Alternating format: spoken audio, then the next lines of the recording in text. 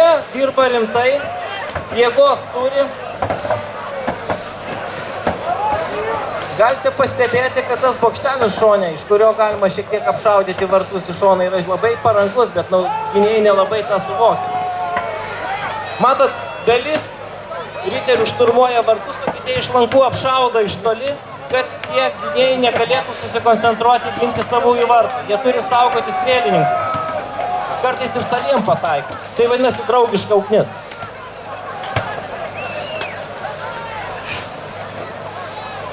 Kaip matot, vartus įveikė, bet už vartų sutiko rimtą pasipriešinimą ir matyt, kryžiuočiam pritrūko šiek tiek sveikatos.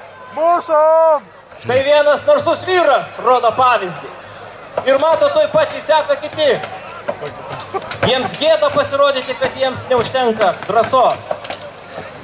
Jeigu juos apims azartas, gynėjams gali baigtis blogai. Kaip matot, strėlės labai efektyviai trukdo gynėjams ginti vartus. Vyksta kova vyras prieš vyrą. Jeigu nieks nesutrukdys, ko gero Pilėnų gyvenimas greitai baigsis. Tais laikais į nelaisvę neimdavo.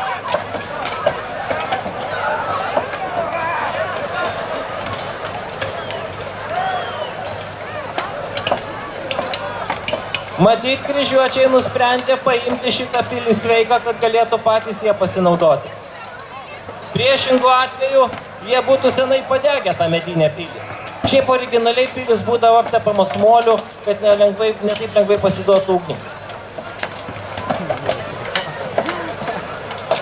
Iš tikrųjų, tikros medinės pilis tai nebuvo tik sienos, bet taip pat buvo gynybiniai grioviai prieš juos ir užlipti ant tų sienų nebuvo taip paprasta. Bet tos sienos buvo sutvirtinamos tam tikrom lentininiam konstrukcijom ir taip lengvai nepasiduotų puolimui. Kaip matot, atrodo, gynėjams pavyko atmušti šitą puolimą. Kryžiuočiai po truputėlį traukėsi. Štai pasirodė kažkokie tai nauji kariai, pasirodė iš vandens. Greičiausiai jie padės mūsų pilies gynėjams. Nors jų nedaug, tačiau čia rimti vaikinai. Juose ant jų galima matyti vikingų laikų ginkluotę. Tai yra specifiniai šalmai, grandininiai. Kaip matot, kryžiuočiai bando susidoroti su šitais naujais priešais. Jų nedaug iš tikrųjų yra. Čia turėtų piliečiai ateiti į pagalbą. Priešingai jų draugam blogai baigsis. Taip jie ir padaro, jie išeina iš pilies. Pasveikinkim gynėjus. Moteris, nuo jūsų palaikymo priklauso, kiek vyrai rimtai kovos.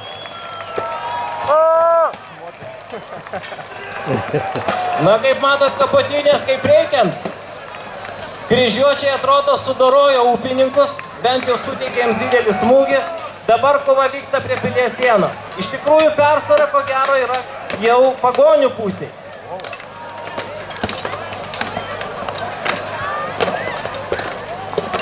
Atrodo, jiems sekasi.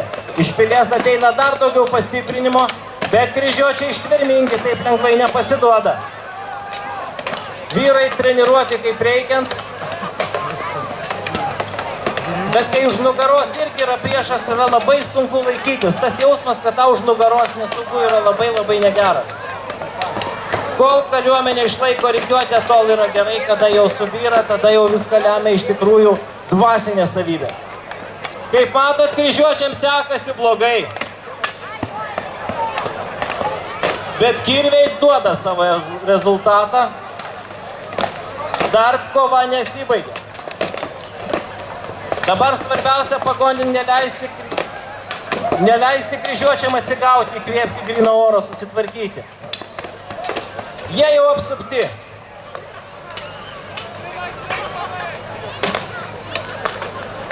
Svarbiausia, kad kryžiuočiai nebeturi kur trauktis. Į vandens pusę jiems atsitraukti nėra šansų, bet atrodo, baltų gentim irgi sunku juos įveikti.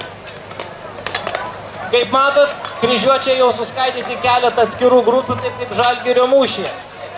Ir matyt, jos dalimi bus sumušti.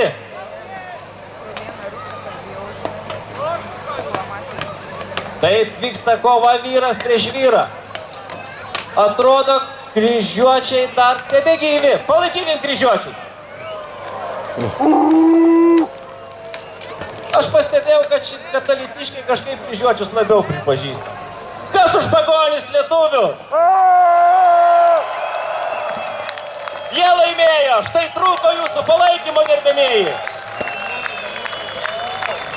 Mūsų kraštas apgintas, priešai sumušti, jeigu gyvi, tai grįž namo ir papasakos apie mūsų vyrų narsą, o taip pat apie mūsų moterų grožį. Šlovė laimėtojams!